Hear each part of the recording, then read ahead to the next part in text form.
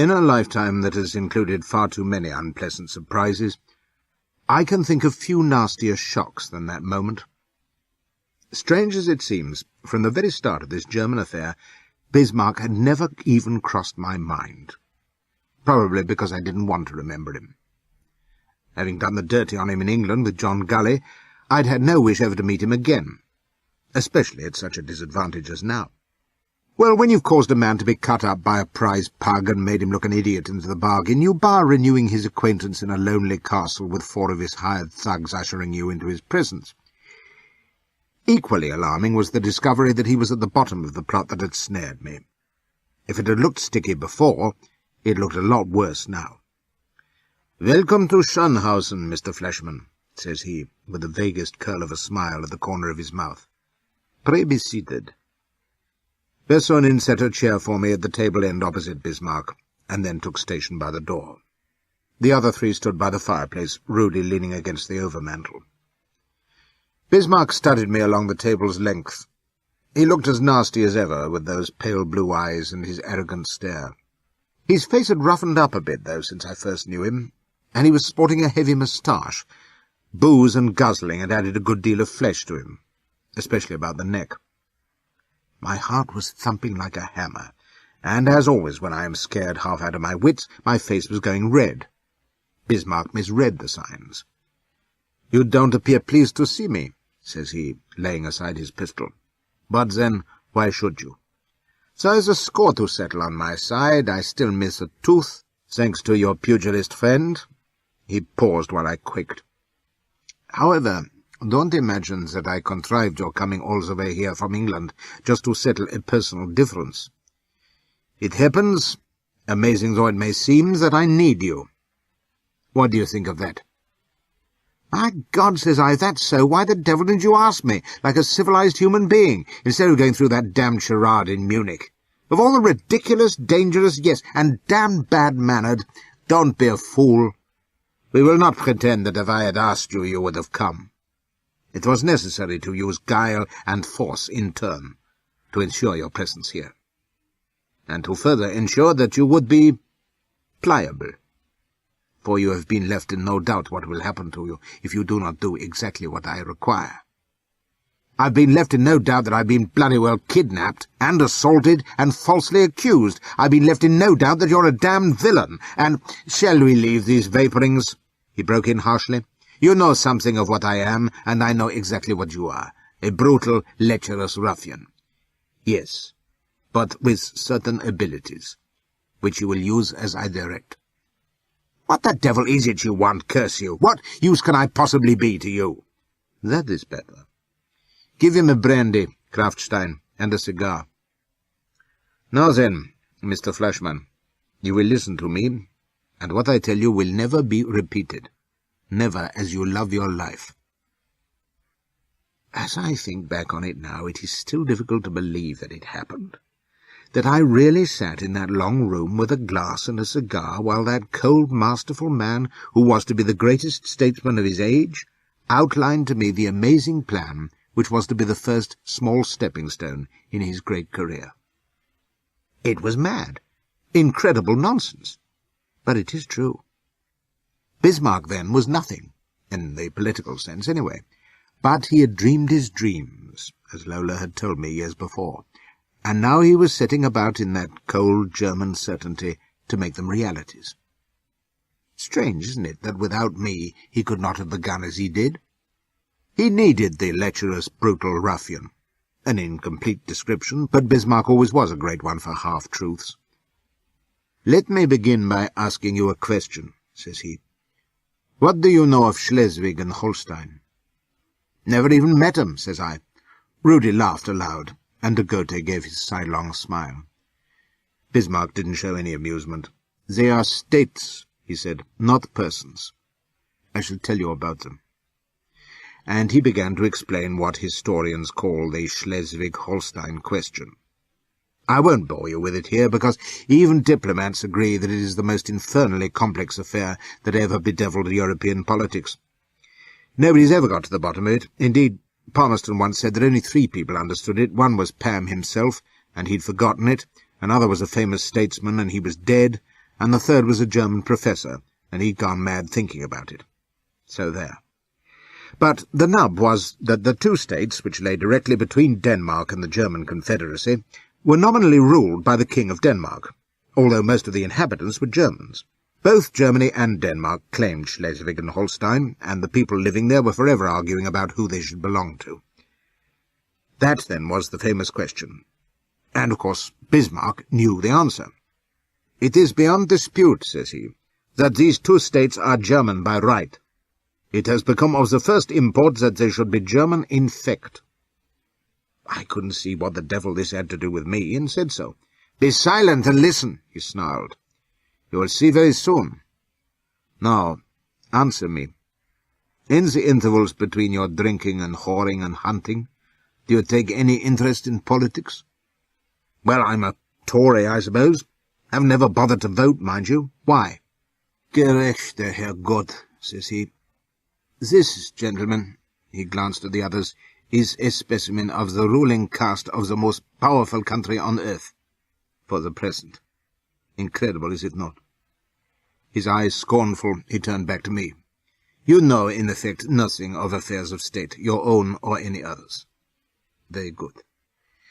But even you, Mr. Fleshman, must be aware that of late all over Europe there have been storm clouds gathering. There is a dangerous sentiment of liberalism, fostered by so-called progressive groups of intellectuals, which is infecting the populaces of states. Discontent and disaffection have been created. Everywhere there are movements for reform." He spat the word out. "Reform, that slogan of the shiftless, by which they mean destruction of stability in the hopes that they will find some pickings among the ruins. Reform. Yes, your own country has given in to it, as probably even you have heard. Should think I have. My governor lost his seat in the House, and with what result?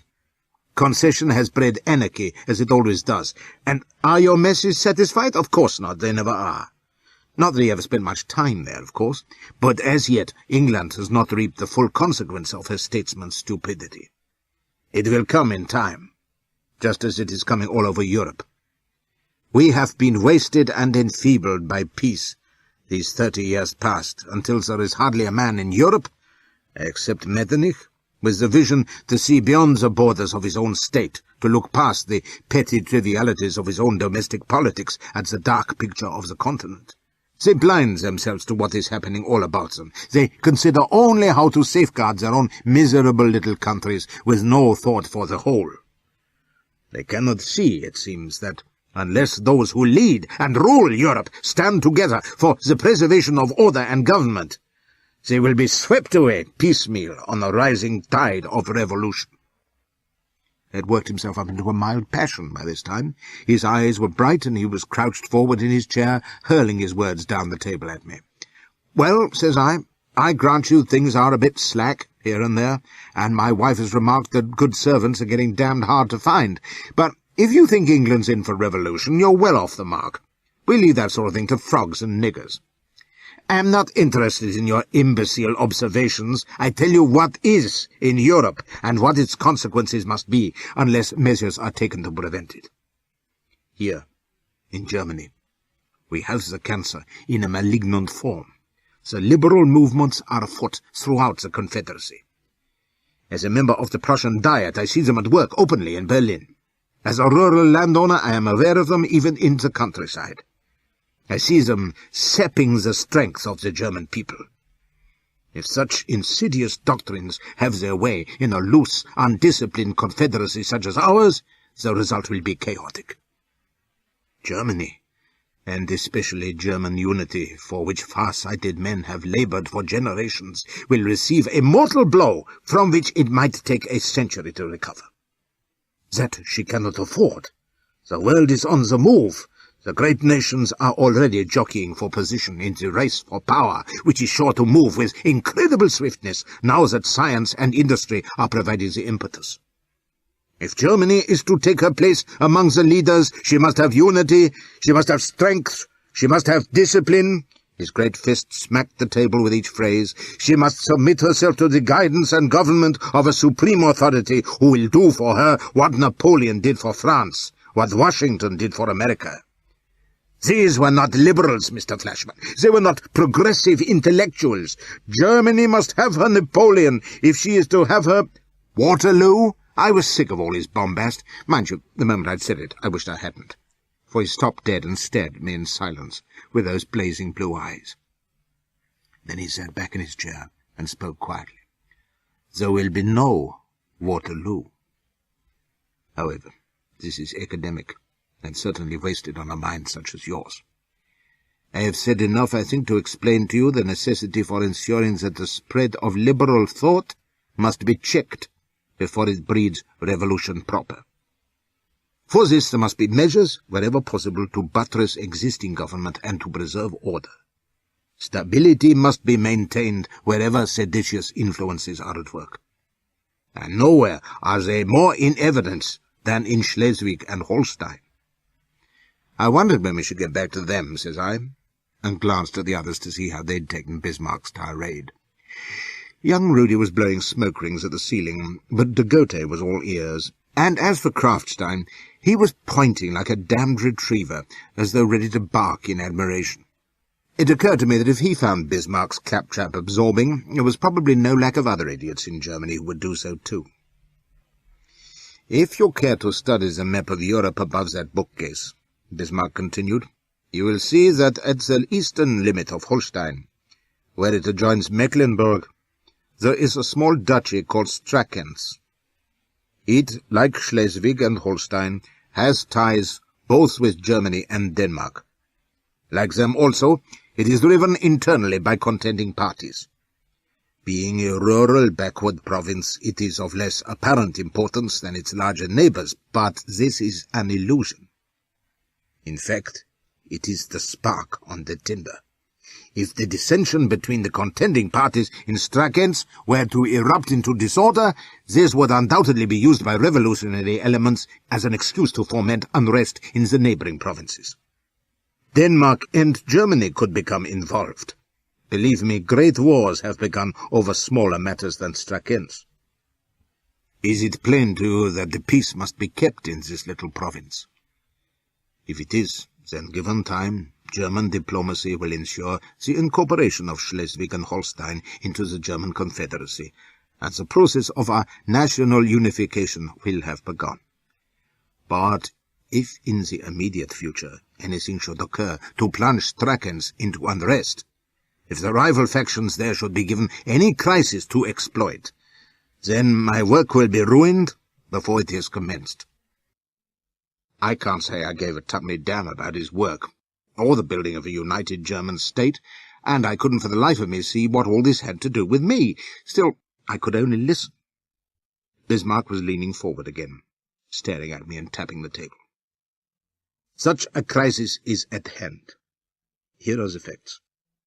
Strakens is ruled by a Duchess Irma, who has recently reached marriageable age. She is exceedingly popular with her subjects, being young and personable, and therefore supremely fitted to rule in the eyes of superstitious peasants. It has been arranged that she should marry a prince of the Danish royal family, a nephew, in fact, of King Christian himself, one Prince Carl Gustav. This informs you of the importance that Denmark attaches to even such a tiny province as Strakens. The point is that the marriage will be hailed by the Danish faction in Strakens, who are an unusually troublesome group, possibly because they are so far away from Denmark itself. And if they are contented, Strakens will continue in peace. Its German population will know how to wait, he added with confidence. I confess I stifled a yawn, but he ignored it. Politically, then, the match is not only desirable, but essential. Its stabilizing influence apart, I am not without hopes of Carl Gustav, with whom I am acquainted. He would make a popular consort and ruler in Strakens. He hesitated, his eyes unwinking on mine, and I stirred impatiently. Well then, says I, good luck to the happy couple, and God bless 'em all and Tiny Tim. Will you come to the point as far as I'm concerned, if I am at all, which I'm beginning to doubt? Oh, you are, says he, nodding grimly. I said there was a crisis in Strakens. It is this. As things stand, the wedding, which is to be solemnized in 6 weeks' time, cannot take place. Can't it now? Why not? Prince Carl Gustaf, who is in many ways an admirable young man, has nevertheless his share of young men's folly. Bismarck paused. He has contracted a social disease, which makes it impossible that he marry, at least for the time being. A what? A social disease. You mean he's got a dose of clap? I let loose a guffaw. Well, that's damned inconsiderate of him. Bad luck on Duchess What's-her-name, too. Still, boys will be boys, eh? But that makes things awkward, I agree. What are you going to do about it? Bismarck didn't reply for a moment. There was a dead silence in the room, an expectant silence that made me uneasy. Well, says I, at length, what next? Bismarck stood up abruptly, went over to a desk against the wall, and took a small object from it. He weighed it in his hand as he paced slowly back to the table. If the wedding does not take place, Strakens will explode. The Danish party will see to it. Liberal agitators will whip up anti-German feeling with tales of a plot. But it is obviously impossible for Prince Karl to marry for several months, when his condition has responded to treatment. He seemed to expect a comment, so I suggested the wedding be postponed. On what pretext? If the real reason were known, the marriage could never take place at all, obviously, and the Strakens pot would boil over. At the moment, no one knows of Carl Gustaf's malady except his own physician and 2 highly placed Danish ministers. The rest of Denmark, like Germany and Strakens, suspects nothing amiss, and expects the wedding to go forward. You say only 3 people know that this prince has Cupid's measles? Then how do you— I have my own sources. The 3 I mentioned, the prince and ourselves, are the only people who know, rest assured. He juggled the object in his hand. The wedding must take place. Well, he'd just have to marry her, clap and all, won't he? What else? Out of the question, says de Gote, speaking for the first time. Humanitarian reasons apart, it would surely be discovered afterwards, and the ensuing scandal would have as disastrous an effect as a postponement of the marriage. Well, then talk sense, says I. If the prince can't marry her in 6 weeks, the wedding's off, ain't it? We'll have to think of something else. We have, says Bismarck, and the wedding will take place. You're talking bloody nonsense, says I. Anyway, what the hell do I care? What has all this to do with me? Bismarck tossed down on the table the thing he had been holding. It slithered along the length of the wood and stopped in front of me. I saw it was a gold case, oval and about 4 inches long. Open it, says Bismarck. I touched the catch, and the thing sprang open. In it was a miniature, in very fine colour, showing a man in uniform, youngish, but with a completely bald head, which gave him an unnatural look. He wasn't bad-looking, though, and it seemed to me I knew him. And then the case dropped from my fingers, and the room seemed to swim about me. For I did know him. Saving the bald head, the face in the miniature was my own. It was all too familiar from my own mirror. The likeness was uncanny, exact. Prince Carl Gustaf of Denmark, says Bismarck, and his voice seemed to be coming through a fog. I'm not often at a loss for words, but at that moment I sat stricken dumb.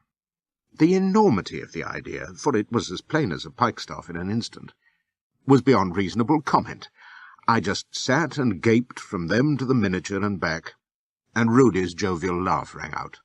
"Magnificent!" cries he. "I'd not have missed that moment for a dukedom. I wish you could have seen your face, your own face, I mean."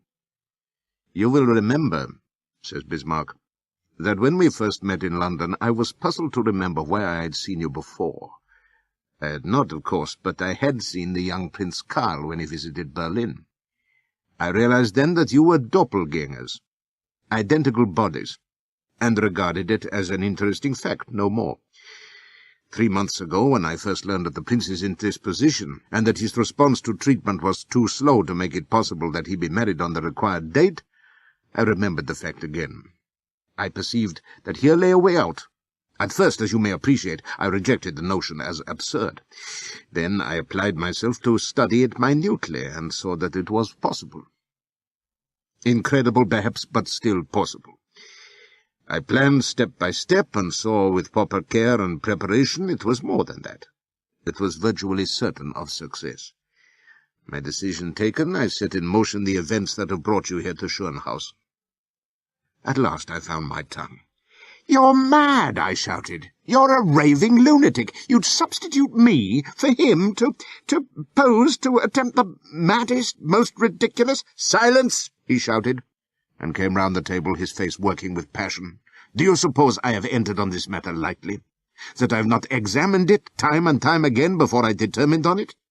Do you imagine I designed the plan that has brought you here and spent the time and money I have used without being certain that I could complete the whole business?" He bent down, his face close to mine, and spoke rapidly and quietly. "Consider, if you have the intelligence, the minute thoroughness of the stratagem that has brought you this far. Planned, my English numbskull, with a care and precision that your slow wits cannot conceive." "Genius," says Krafstein, jerking his head like a doll. "Only one thing was a matter of chance, your presence in England. It was the prerequisite, and by good fortune it was there. The rest, organization." Bismarck took a breath and straightened up. "And as we have begun, so we will proceed." Well, I saw one thing. He was mad. They all were. And by God, if they thought they were dragging me into their lunacy, they had got the wrong man. "I won't touch it," says I, "and that's flat. Do you think I'm as big a fool as you are? Good God, man, the thing's impossible. I wouldn't last 5 minutes as a substitute for this poxed-up Danish fellow. And what then, eh?" Bismarck considered me a moment. Then, "Fill his glass, Krafstein." He walked back to his seat and stretched his legs. "It is perhaps unreasonable to expect you to accept the scheme without being convinced of its soundness. Tell me, why do you suppose it might fail?" There were about 700 answers to that, and I burst out with the first one that came to mind. "I couldn't get away with it. How could I pretend to be a Danish prince?" "Take my word for it that you could. The likeness, believe me, is astounding. No one would suspect the imposture for a moment." "But I don't speak Danish, damn it!" "But you have a gift for languages, remember? In the few weeks available, you can be given a smattering. No more than that will be necessary, for His Highness speaks German indifferently well, as you will before you take his place. You have a tolerable fluency as it is." Well, how the devil do you propose that I should take his place? Go to Denmark, I suppose, and present suitable references. Balderdash! "You need not go to Denmark. I have been in constant communication with Prince Carl Gustaf. Naturally, he does not know of our plan, but he does have great faith in me. One of the ministers I mentioned is in my employ. Through him, all has been arranged. The prince will set out from Denmark when the time comes, with his retinue. He's been led to believe that I have found a way out of his difficulties. He is rather a simple fellow, although amiable, and supposes that I can arrange matters. In that belief he will come to Holstein, en route to Strakens, and in Holstein the substitution will take place. The mechanics you may leave to me." It was like listening to some grotesque fairy tale. The cool, precise way in which he told it was staggering. But this retinue, his people, I mean. "The minister who is my agent will accompany the prince. His name is Datchard. With him at your side you need have no fears. And no one will suspect you. Why should they?" "Because I'll give myself away in 100 things, man. My voice, my actions, God knows what." "That is not so," said Bismarck. "I tell you, I know the prince, his voice, his mannerisms, all of it. And I tell you that if you shave your head and upper lip, your own mothers will not know you apart." "It's true," says Rudy from the fireplace. "You aren't just alike, you're the same man. If you learn a few of his habits, gestures, that sort of thing, it can't fail." "But I'm not an actor. How can I—" "You wandered in Afghanistan disguised as a native, did you not?" says Bismarck. "I know as much about you as you do yourself, you see. If you can do that, you can easily do this." He leaned forward again. "All this has been thought of. If you were not a man of action, of proved resource and courage, of Geist and Geschicklichkeit, wit and aptitude, I would not have entertained this scheme for a moment. It is because you have all these things, and have proved them, that you are here now. Well, that was all he knew. God helping me believed the newspapers and my huge, overblown reputation. He thought I was the daredevil Flash Harry of Popular Report, the hero of Jalalabad, and all that tommy rot, and there was no hope that I could persuade him otherwise. But my God, says I, appalled, what you are proposing is that I should go to Strackens and marry this damned woman. I mean, I'm married already. You are a Protestant. This will be a Roman ceremony. It will be in no way binding on you, morally or in fact. Who cares about that? What I mean is, I'd have to live with her as King of Strackens, or whatever it is. How could I? What about the real Prince Karl? He will be kept close under lock and key in a convenient place in Mecklenburg. He will there recover from his illness, and in due course I will explain matters to him, the full truth. I will point out to him that he has no choice but to continue with the remainder of my plan. And what's that, in God's name? When he has recovered, in perhaps a month or two after your marriage, you will go hunting from a certain lodge. You will become separated from your companions. They will find you eventually, or rather they will find the real prince. He will have fallen from his horse and taken a slight graze on the head. It will necessitate some days' rest and recovery. Thereafter he will return to Strackens City and his bride. If she notices any difference in him, it will be attributed to the effect of his head wound. But it will hardly cause her to suspect that he is not the man she married. I expect that they will live and rule long and happily together. And what the hell happens to me? You, my dear sir, will by then be far over the frontiers of Germany, with 10,000 pounds sterling in your pocket. Bismarck permitted himself a smile. We do not ask you to work for nothing, you see.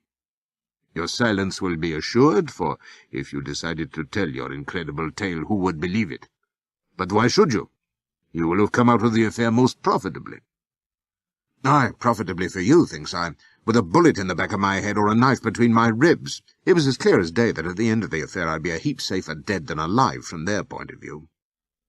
I looked from Bismarck to the cheerfully smiling Rudy, who had perched himself on the table edge, to Krafstein, frowning at me from his massive height, to de Gautet with his snake's eyes.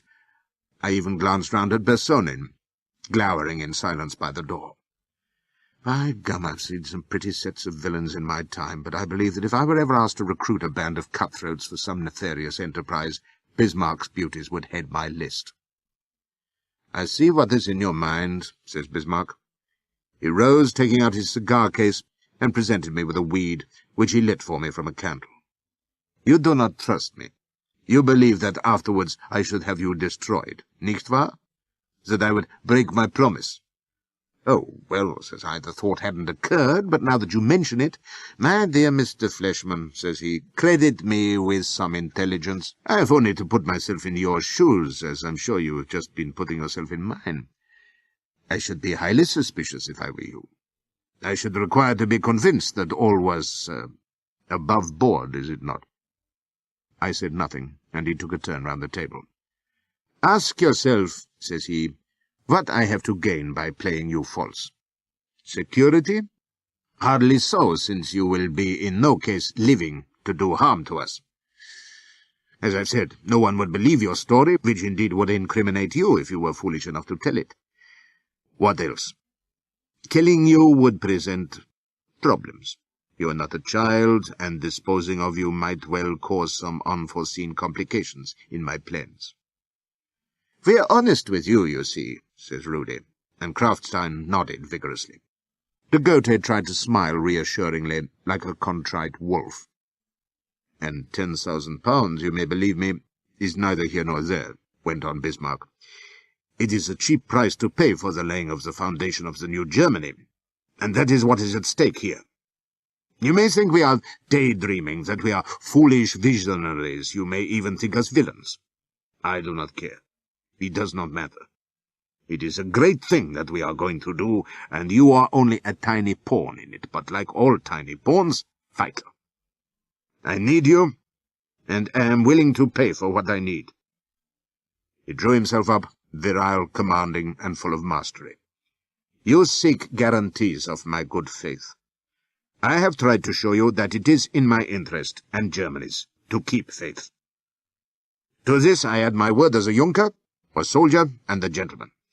I swear on my honor that what I have promised I shall fulfill, and that when you have concluded your part in this scheme, you shall have safe conduct out of Germany with your reward, and that no harm shall come to you. He swung about on his heel and went back to his chair. The others sat dead still. And then, after just the right interval had elapsed, he added, "If you wish, I can swear it on the Bible. For my own part, I believe that a man who will tell a lie will swear one also. I do neither, but I am at your disposal." It was very prettily said. For a moment he almost had me believing him. But I'd moved in just as seedy company as friend Bismarck, and was up to all the dodges. "I don't care about Bible oaths," says I, "and anyway, I'm not sure that I like your little plot. I'm no pauper, you know," which was a damned lie, but there, "and I'm not sweating to earn your 10,000. It's dishonest, it's deceitful, and it's downright dangerous. If there was a slip, it would cost me my head." "And ours, remember," says de Gautet. "You would be in a position to betray us if you were taken." "Thanks very much," says I. "That would be a great consolation. But, do you know, I don't think I care for the whole thing. I'm all for a quiet life, and even in a Bavarian prison," says young Rudy sweetly, "serving 10 years as a ravisher." "That cock won't fight," says I. "Even suppose you took me back to Munich now, how would you explain my absence between the supposed crime and my arrest? It might not be so easy." That made them think. And then Bismarck chimed in. "This is to waste time. Whatever pressures were used on you initially, the point is that you are here now, and I need hardly tell you what will happen if you refuse my offer. We are very lonely here. None saw you come, none would ever see you go. Am I plain?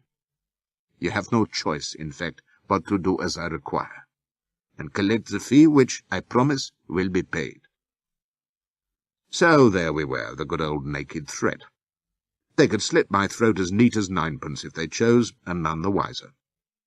I was in a most hellish fix, and my innards were churning horribly. But there was no way out, and they might be honest at the end of the day. God, I could use 10 thou. But I couldn't believe they would come up to scratch. I wouldn't have in Bismarck's place once I'd got what I wanted. I didn't even dare think of the risks of their hair-brained impersonation scheme, but on the other hand, I couldn't contemplate the alternative if I refused. On the other side, death, no doubt at the bare hands of Herr Kraftstein. "Tell you what, Bismarck," says I, "make it 15,000. He stared at me coldly. "That is too much. The reward is 10,000 and cannot be increased." I tried to look glum, but this had cheered me up. If he was intending to play me false in the end, he wouldn't have hesitated to raise the stakes. The fact that he didn't suggested he might be going to level after all. "You're no pauper, you know," chuckled Rudy, damn him. I sat like a man undecided. And then I cried, "I'll do it then." "Good man," cries Rudy, and clapped me on the back. "I swear you're one after my own heart." De Gautet shook my hand and announced that they were damned lucky to have such a resolute, resourceful, cool hand in the business with them. Kraftstein brought me another glass of brandy and pledged me. Even Bersonin deserted his post at the door and joined in the toast. Bismarck, however, said no more than, "Very good. We will begin our further preparations tomorrow," and then took himself off, leaving me with the 4 Jacks in the pack. They were all affability now. We were comrades in fortune and jolly good fellows, and they did their best to get me gloriously fuddled. I didn't resist. I was shaking with the strain and in need of all the fortifying liquor I could get. But through all their noisy bonhomie and backslapping, one thought kept pounding in my brain.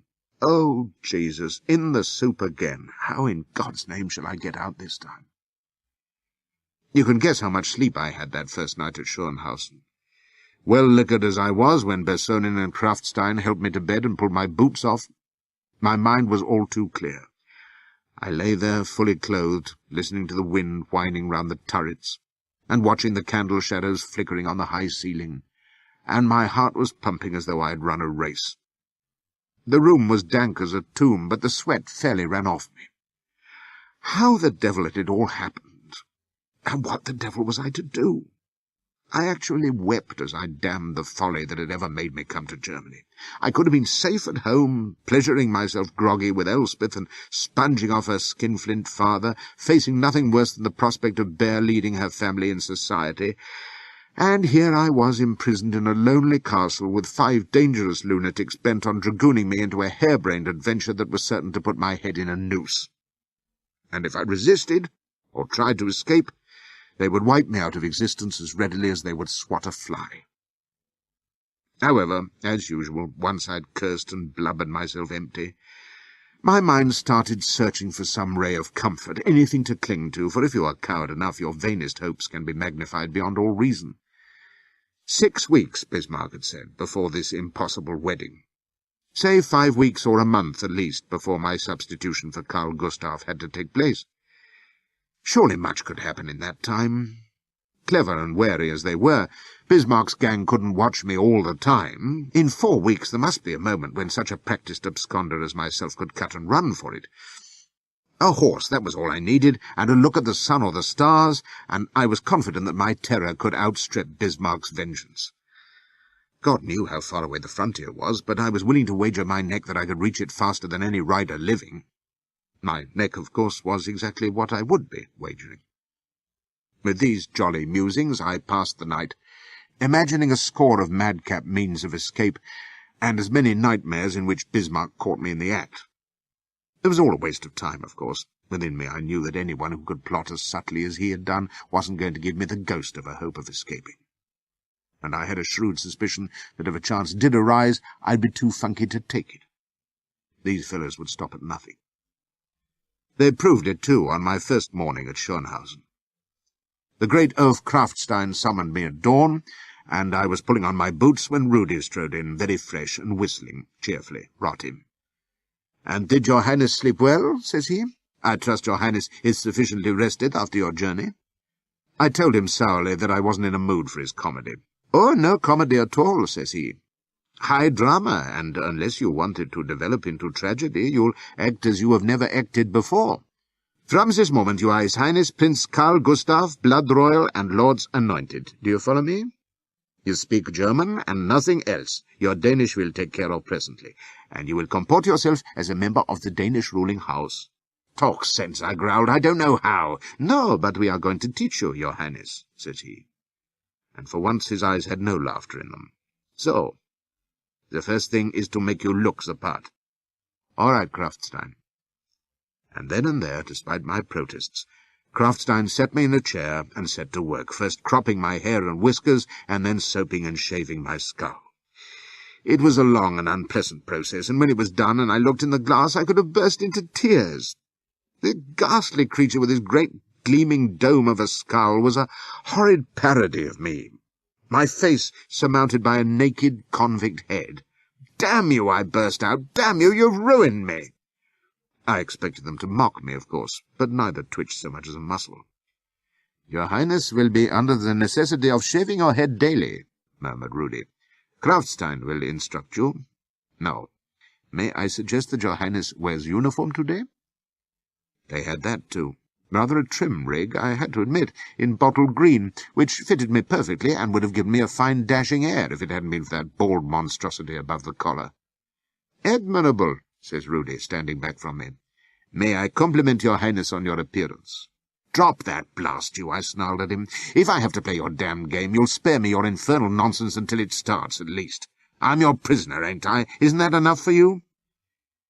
He waited a moment, and then says, in exactly the same tone, "May I compliment your Highness on your appearance?"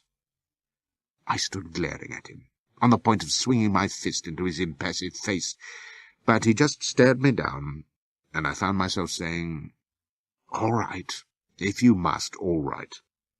"Very good, your Highness," says he gravely. "May I respectfully suggest that we go down to breakfast? I find that Schönhausen gives one a rare appetite, the country air, of course. Will you lead on, Krafstein?" I wasn't hungry, but Rudy attacked his food in good spirits, and chatted away throughout the meal.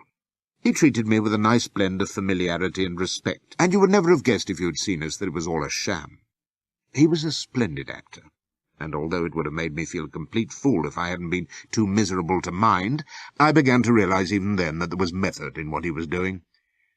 Krafstein just put his head down and gorged, but on the one occasion he addressed me, he called me Highness. Bismarck came in just as we were finishing, and he for one wasn't playing charades. He stopped dead on the threshold, though, at the sight of me, and then came into the room slowly, studying my face, walking round me, and examining me carefully for a minute or more. Finally he says, "The likeness is astounding. In effect, he is Carl Gustav." "So your friends have been trying to convince me," I muttered. "Excellent. It is not quite perfect, though. 2 small details remain." "What's that?" says Rudy. "The scars. One either side, the left immediately above the ear, the one on the right an inch lower and running slightly downwards, so." And he drew his finger across my shaven skin. The touch sent mice scampering down my spine. "By heaven, you're right," says Rudy. "I'd forgotten. How do we give him those?" My innards turned to water as Bismarck surveyed me with his icy smile. "Surgery is possible. I've no doubt Krafstein here could employ his razor most artistically." "You're not cutting my bloody head, you bastard!" I shouted. I yelled and struggled, and he clamped his paw across my jaws and squeezed until the pain made me subside, terrified. "But there is a better way," says Bismarck.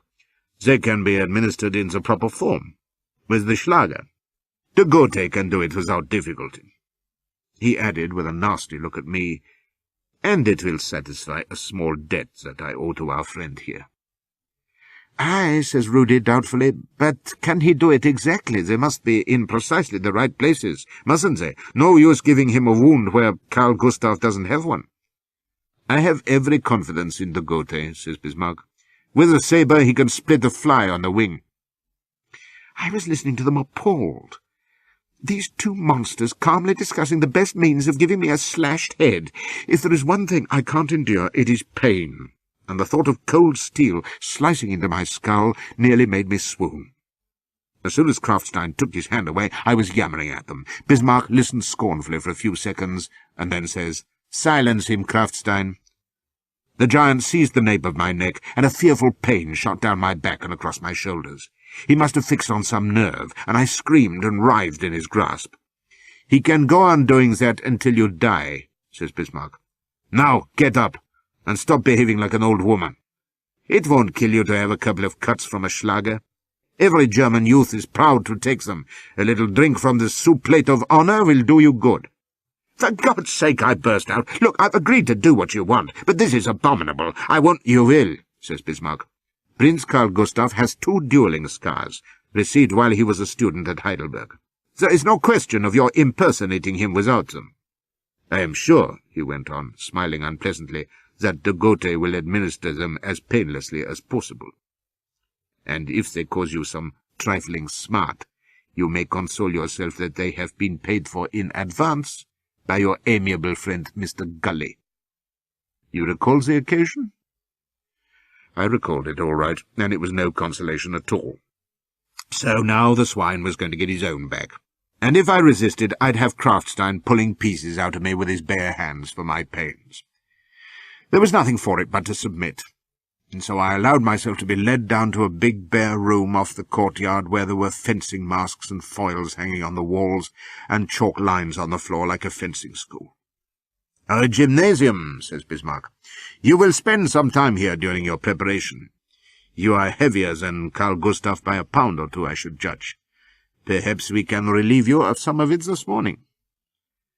Coming from a man with sausages of fat beginning to bulge over his collar, this was pretty cool, but I was too busy gulping down my fear to mind. Presently de Gotha arrived, looking even more snake-like than he had the previous night, and when Bismarck explained what was to do, you could see the rascal's mouth start to water. "You must be exact to the inch," says Bismarck. "Look here." He stood in front of me, drawing from his pocket the little miniature he'd shown me last night, glancing at it and then at me, and frowning. "You see how they run, so and so. Now the crayon. and to my horror he took a fat black pencil which Krafftstein held out, and with great care began to mark on the skin of my head the places where the cuts were to go. It was the final obscene touch that brought the bile up into my mouth, so that I almost spewed at him. He stood there, his face close to mine, hissing gently through his teeth and sketching away on my crawling flesh as though it had been a blackboard. I shuddered away, and he growled at me to be still. I was paralyzed. I don't think that of all the beastly things that man ever did, or all the terror he caused me, that there was anything as loathsome as that casual marking of my skin for de Gautet to cut at. There is only one word for it. It was German. And if you don't understand what I mean, thank God for it. At last he was done, and Krafftstein could arm us for the Schlager play. It seemed horrible to me at the time, but looking back from the safety of old age, I can see that it is more childish than anything else. For all their pride in taking scars to impress everyone with how manly they are, the Germans are damn careful not to cause themselves any serious damage. Krafftstein fitted big metal caps onto the crowns of our heads. They were equipped with spectacles of iron in front to protect the eyes and nose, and there were heavy padded stocks to go round our necks. Then there was a quilted body armour to buckle round our middles, with flaps to cover the thighs, and a padded bandage to wrap round the right arm from wrist to shoulder. By the time we were fully equipped, I felt like Pantaloon with dropsy. It was so ridiculous that I almost forgot to be afraid. Even when the Schlager was put into my hand, it looked such a ludicrous weapon that I couldn't take it seriously. It was more than a yard long, with a triangular blade, and had a huge metal bowl at the hilt to protect the hand. It must have been about a foot across. "The souplate of honour," says Bismarck. "You have used a sabre, I suppose." "Ask your man about that when we've finished," says I, blustering with a confidence I didn't feel. De Gautet was swishing his Schlager in a frighteningly professional way. "Very good," says Bismarck. "You will observe that your opponent's head is covered, as is yours, at all points except for the cheeks and lower temples. These are your targets, and his. I may tell you that with de Gautet you are as likely to hit those targets as I was to strike Mr. Gully. You may cut, but not thrust. Do you understand? I shall call you to begin and to desist." He stepped back, and I found myself facing de Gautet across the chalked floor. Rudy and Krafftstein had taken their places along the walls, but Bismarck stayed within a couple of yards of us, armed with a Schlager to strike up our blades, if need be. De Gautet advanced, saluting with a flourish. In his padding he looked like some kind of sausage doll, but his eyes were bright and nasty through the spectacles. I didn't salute, but came on guard, sabre fashion, right hand above my head and blade slanting down before my face. "Salute!" snaps Bismarck. "Pish to you," says I, guessing that it would offend his fine Teutonic spirit to ignore the formalities. I was getting cocky, you see, because all this paraphernalia had convinced me that the business wasn't really serious at all. I'm not a sabre expert. A strong swordsman rather than a good one was how the Master-at-Arms in the 11th Hussars had described me. And if I have to use one, I'd rather it wasn't in single combat, but in a melee, where you can hang about on the outskirts, roaring your heart out and waiting for an opponent with his back turned. However, it seemed to me now that I ought to be able to guard the unprotected areas that de Gautet would be cutting at. He came on guard, the blades grated between us, and then he twitched his wrist, quick as light, right and left, aiming deft little cuts at the sides of my head. But Flash is nobody's fool. I turned my wrist with his and caught the cuts on my own blade. He cut again, and the blade rang on my cap, but I broke ground and let go a regular roundhouse slash at him, like a dragoon full of drink. With the Schlager, I learned later, you were supposed to employ only wrist cuts, but I was just an ignorant foreigner. My sweep, if it had landed, would have loosed Mr. de Gautet's guts all over the floor, but he was quick, and turned it with the forte of his blade. He came in again, on guard, his narrow eyes on mine, and the blades rasped together. He feinted and cut hard, but I was there again, and as we strained against each other I sneered at him over the crossed blades, and exerted all my strength to bear down his guard. I felt his blade giving before mine, and then it whirled like lightning, and it was as though a red-hot iron had been laid against my right temple. The pain and shock of it sent me staggering back. I dropped my Schlager and grabbed at my face, and as Bismarck jumped between us, I saw the most unpleasant sight I know, which is my own blood. It coursed down my cheek and onto my hand, and I howled and dabbed at the wound to try and staunch it. "Halt!" cries Bismarck, and strode over to inspect my wound, not because he gave a tuppenny damn about me, but to see if it was in the right place. He seized my head and peered. "To an inch!" he exclaimed, and tipped his hand triumphantly to de Gautet, who smirked and bowed. "Waren Sie fort?" cries Bismarck, stepping back and signing to me to pick up my Schlager. Shaking with pain and rage, and with the blood feeling as though it was streaming out of me, I told him what he could do with it. I wasn't going to stand up to be cut to bits for his amusement. He went red with fury. "Pick it up," he rasped, "or I'll have Krafftstein hold you down and will set the other scar on you with a rusty saw." "It's not fair," I shouted. "I think my skull's fractured." He damned me for a coward, snatched up the Schlager, and thrust it into my hand.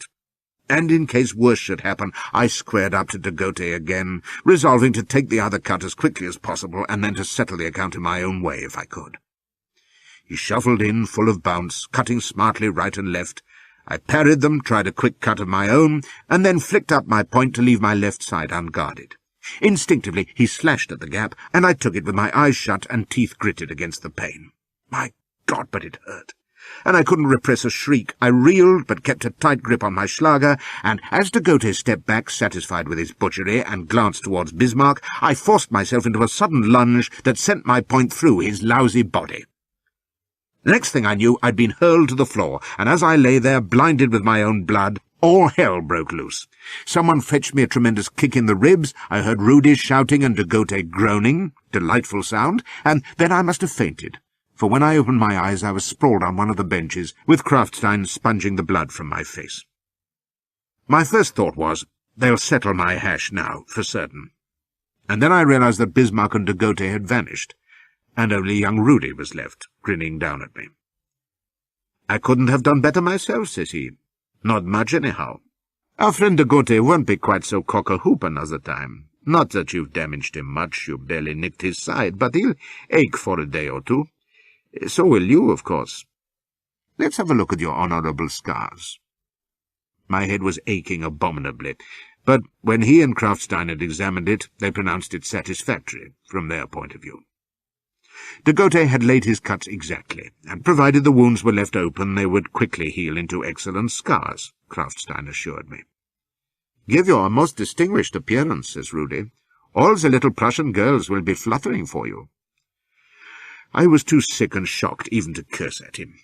The pain seemed to be searing into my brain, and I was half swooning as Krafftstein bandaged my skull, and the pair of them supported me upstairs and laid me down on my bed. The last thing I heard before I slipped into unconsciousness was Rudy saying that it would be best if my Highness rested for a while, and I remember thinking it odd that he had slipped out of his play-actor's role for a while and then back into it. That was my only experience of Schlager play, and it was one too many. But it taught me something, and that was a fearful respect for Otto Bismarck and his ruffians. If they were capable of that kind of cold-blooded mutilation, then there was nothing they wouldn't do. From that moment I put all thought of trying to escape from Schönhausen out of my mind. I hadn't the game for it. As to the scars, they healed quickly under Krafftstein's care. I'll carry them to my grave, one close to my right ear, the other slightly higher, but just visible now that my hair is thinner. Neither is disfiguring, fortunately. Indeed, as Rudy observed, there is something quite dashing romantic about them. They've been worth a couple of campaigns, I often think, in giving people the wrong impression of my character. They hurt most damnably for a couple of days, though, during which I kept in my room. That was all the convalescence they would allow me, for they were in a great sweat to begin what Rudy was pleased to call my princely education. This consisted of some of the hardest brain work I've ever had in my life. For a solid month, every waking hour, I lived, talked, walked, ate and drank Prince Carl Gustav until I could have screamed at the thought of him, and sometimes did. At its worst it amounted to gruelling mental torture, but in recalling it now I have to admit that he was brilliantly done. I wouldn't have believed it possible, but the three of them, Rudy, Krafftstein and Bersonin, came as close as one humanly could to turning me into another person. They did it subtly and persistently by pretending from the first that I was Carl Gustav, and spending hour after hour reminding me about myself. I suppose to approach the thing in any other way would have been useless, for it would have been constant admission of the imposture, and what an idiot hair-brained scheme it was.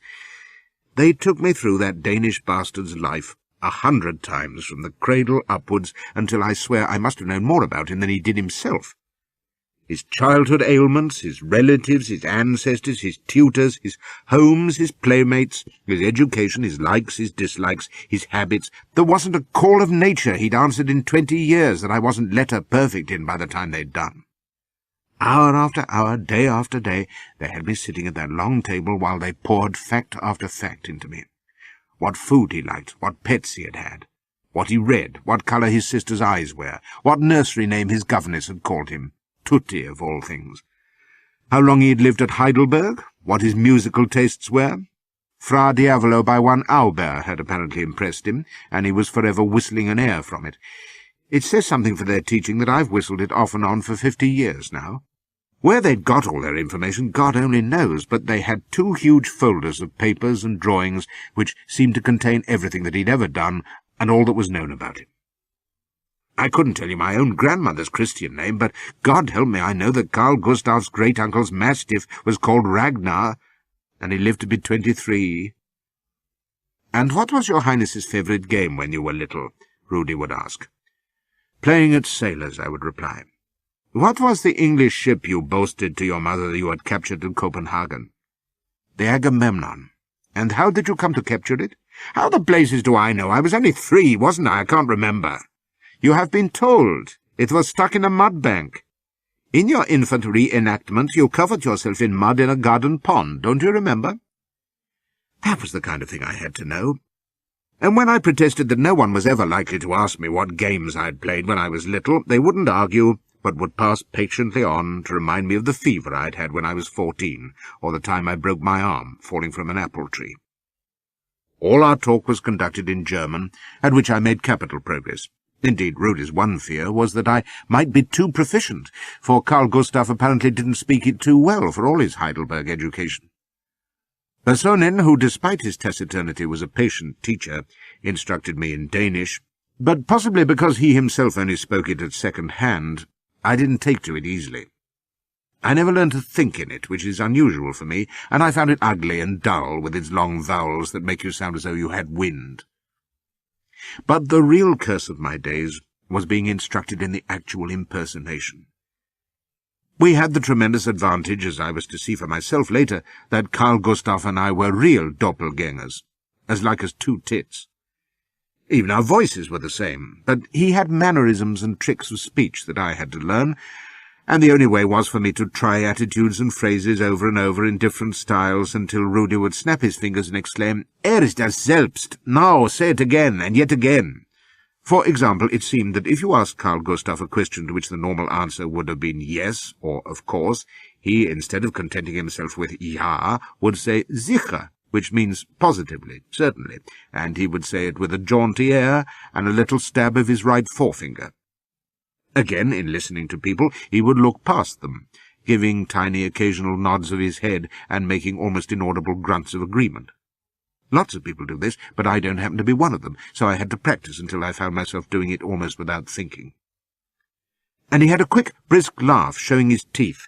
I worked at that until my throat smarted and my jaws ached. But this was easy, compared with the contortions I went through in trying to mimic his trick of raising one eyebrow by itself. I came near to setting up a permanent twitch in one cheek, and eventually they decided to let it be and hope that no one noticed that my eyebrows perversely worked together. Fortunately, Carl Gustav was a cheerful, easy-going chap, much as I am myself, but I had to work hard to try to correct the sulky look I get when I'm out of sorts, and my habit of glowering and sticking out my lower lip. This ray of Danish sunshine didn't glower, apparently. When he was in the dumps he showed it with an angry frown, so of course I had to knit my brows until they ached. How well I learned my lessons you may judge when I tell you that to this day I have his trick of rubbing one hand across the back of the other, when thinking deeply, and that I entirely lost my own habit of scratching my backside, when puzzled. Royalty, I have Bersonin's solemn word for it, never claw at their asses to assist thought. Now the result of all this, day after day, and of the unbroken pretence that my captors kept up, was remarkable and sometimes even frightening. I suppose I'm a good actor to begin with, after all, when you've been shamming all your life as I have. It must come pretty natural, but there were times when I forgot that I was acting at all, and began to half believe that I was Carl Gustaf. I might be practising before the long cheval glass with Rudi and Bersonin watching and criticising, and I would see this bald-headed young fellow in the green hussar rig flashing his smile and stabbing his forefinger, and think to myself, aye, that's me. And then my mind would try to recapture the picture of the dark, damn-you-me-lad-looking fellow with the curly hair and whiskers, and I would discover I couldn't do it. That was when I found it frightening, when I had forgotten what my old self looked like. Mind you, my character didn't change. These flashes were only momentary. But I certainly began to believe that we would carry off the imposture, and the terror that I had originally felt about it subsided to a mere craven apprehension of what the end of it all might be, when payday came and the real Carl Gustaf had come back into his own. However, that was in the future, and in the meantime I was floating with the tide, as is my habit, and letting my puppet handlers think that butter wouldn't melt in my mouth. For their part, they seemed delighted with my progress, and one day, about 3 weeks after I'd come to Schönhausen, on an evening when Bismarck joined the rest of us at supper, I did something which convinced Rudi and Bersonin that the first round was won at least. We were sitting down to table, myself at the head, as usual, and Bismarck plumped down in his chair before I did. Now, I was so used by this time to being seated first that I simply stared at him, more in curiosity, I imagine, than anything else, and he, catching my glance, actually began to get to his feet. Rudi, who missed nothing, couldn't repress a chuckle and a delighted slap of his thigh. "Right royal, Otto," says he to Bismarck. "He had you feeling like a bad-mannered little schoolboy there, I'll swear. Bravo, your Highness, you'll do." This was rather more familiarity with me than Rudi had allowed himself since my duel with de Gote. It didn't matter to me, of course, but Bersonin was shocked, and muttered that Rudi was forgetting himself. It occurred to me then that I was not the only one who was beginning to believe in my own royalty. Anyway, I played up by remarking to Bersonin casually that the Freiherr was still at an age when impudence took precedence before dignity. And was this hock that we were to drink again tonight? Bismarck observed all this impassively, but I felt sure he was secretly impressed by the naturalness of my princely behaviour, and even more by his own momentary reaction to it. I should say, in passing, that Bismarck's appearance that night was a rare one. For days at a time I never saw him, but from casual conversation among the others I gathered that he was frequently in Berlin. He was a member of their parliament, apparently, when he wasn't kidnapping useful Englishmen and plotting lèse-majesté. I also learned that he had a wife in the capital, which surprised me. Somehow I had come to think of him as brooding malevolently in his lonely castle, wishing he was Emperor of Germany. I remembered that Lola had thought he was a cold fish where women were concerned, but it seemed that this was only a pose. Before his marriage, apparently, he had been saddling up with all the wenches on his estate and breeding bastards like a buck rabbit. They called him the Schönhausen ogre in those days, but of late he had been devoting himself to politics and his new wife, Bersonin said, and taking a serious interest in his farm property. A likely tale, thinks I. His only interest in politics was to get personal power, no matter how, and to gorge himself with food, drink, and women along the way. Nasty brute. However, as I say, we didn't see much of him. Or of anyone else, for that matter. They kept me pretty well confined to one wing of the house, and although there must have been servants, I never saw one except the old butler. There wasn't a woman in the place, which was a dead bore, and when I suggested to Rudi that he might whistle up a wench or two to pass the evenings, he just shook his head and said it was out of the question. "Your Highness must contain yourself in patience," says he. "May I respectfully remind you that your wedding is not far off?" "Thanks very much," says I, "and may I respectfully remind you that I'm feeling randified now, and in no mood to hold myself in until my wedding to some young German cow who probably looks like a bosun's mate." "Your Highness need have no fears on that score," says he. And he showed me a portrait of Duchess Irma of Strakenz, which I must say cheered me up considerably. She looked very young, and she had one of those cold, narrow, disdainful faces that you find on girls who have always had their own way, but she was a beauty, no question. Her hair was long and blonde, and her features very fine and regular. She made me think of a story I remembered from my childhood about a snow princess who had a heart of ice. Well, I could warm this one up, always assuming our enterprise got that far. In the meantime, says I, what say to some nice, hearty country girl? She could teach me some more German, you know, and I could teach her anatomy. But he wouldn't hear of it. So the weeks ran by, and I suppose that gradually the nightmare impossibility of my position must have begun to seem less incredible than it looks now, half a century after. Whatever happens to you, however far-fetched, you get used to eventually, I've found. And when the time came to leave Schönhausen, I was ready for it. I was in a fair funk, of course, but so heartily thankful to be getting out of that draughty mausoleum that even the ordeal ahead seemed endurable. It must have been a week or so after the meeting with Bismarck that I've just described that I was summoned late one evening to his library. They were all there, Rudi, Bismarck, and the three wise men, and I knew at once that something was up. Bismarck was still in his greatcoat, with the last snowflakes melting on its shoulders, and a little pool of water forming round each boot as he stood before the fire. He looked me over bleakly, hands behind his back, and then says, "The scars are still too livid. Any fool can see they are recent." This seemed an excellent reason to me for calling off the whole thing, but Krafstein said in his ponderous way that he could attend to them. He had a salve which could disguise their pinkness and make them look like old wounds. This seemed to satisfy Bismarck, for he grunted and turned to Rudi. "Otherwise he is ready. He can play the part. Your head depends on this, remember." "His Highness is ready to resume his duties," says Rudi. Bismarck snorted. "His Highness! He is an actor, hired to play a part. Better he should remember that, and the consequences of missing a cue. He'll be less liable to bungle it." "Oh yes, Bessonin, I know all about your theories. I prefer realities." "And the reality of this, Mr. Fleshman, is that tomorrow you leave for Strakenz. You know what is to do, the reward of success, and the price of failure." His cold eyes played over me. "Are you dismayed?" "Oh, no," says I. "When it's all over, I intend to go back to England and take the place of Prince Albert, don't you know?" Rudi laughed, but I saw Krafstein shake his head. No doubt he was thinking that I didn't look enough like Prince Albert to get away with it. "Sit down," says Bismarck. "Give him a brandy, de Gotha." He came to stand at the table head, looking down at me. "Listen to me carefully. When you leave here tomorrow, you will be accompanied by Freiherr von Starnberg and de Gotha. They will take you by coach to the rendezvous we have appointed.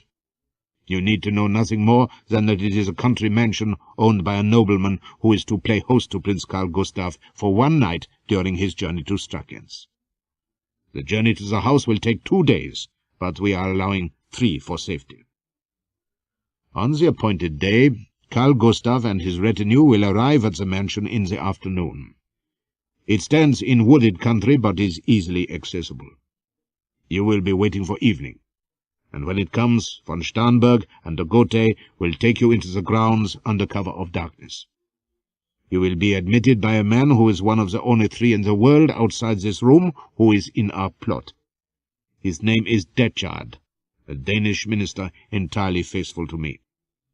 He will conduct you secretly to the prince's apartment. In the meantime, von Starnberg will be effecting the removal of the real prince. Have I made myself clear so far?" By God, he had, and as I listened all my old fears came galloping back with a vengeance. The thing was obvious lunacy, and this outrageous creature standing so straight and immaculate in his greatcoat was a dangerous maniac.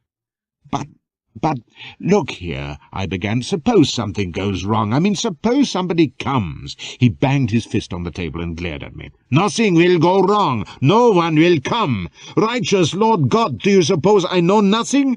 Do you imagine I have not planned every detail? De Gotha, tell him. What is the name of the serving-maid whose duty it will be to change the prince's bed linen when he is at the house?" "Heide Gelber," says de Gotha. "Starnberg, how do you reach the prince's dressing-room from the door where Detchard will admit you?" 12 paces along a passage, up the stairway to the right, left at the first landing, then 10 paces along to a passage on the right. The prince's dressing-room is the first door on the left. From door to door 50 seconds, says Bismarck. If you wish, I can tell you the precise nature of the furnishings in the prince's chamber, and their positions in the room. For example, there is a statuette of a kneeling Cupid on the overmantel. Now, are you convinced that my organization is sound, and my information complete? How do you know that some drunk footman won't come blundering along in the middle of everything? I cried. I thought he would hit me, but he restrained himself. It will not happen, he said. Everything will fall out exactly as I have said. There was no point in arguing, of course. I sat in despair while he went on. Once inside that room, you will be Prince Carl Gustav. That is the fact of paramount importance. From that moment, Fleischmann no longer exists. You understand? With you will be Detchard and the prince's physician, Orsted, who is also privy to our plans. If at any moment you are in doubt, they will guide you. And when you set out next morning on your royal progress across the border into Strackens, you will find that among the dignitaries who will greet you will be both de Gotha and Starnberg. It has been arranged that they will join your train as gentlemen of honor. So, you will not lack for friends, he added grimly. Now, drink your brandy. I gulped it down. I needed it. At the back of my mind, I suppose there had still been some futile hope that I would be able to slip out of this at the last moment, but Bismarck had squashed it flat. I was going to have to go through with it, with Rudy and de Gotha hovering alongside, ready at the first false move to put a bullet into me, I didn't doubt. Why the hell, I asked myself for the 1000th time, had I ever come to this bloody country?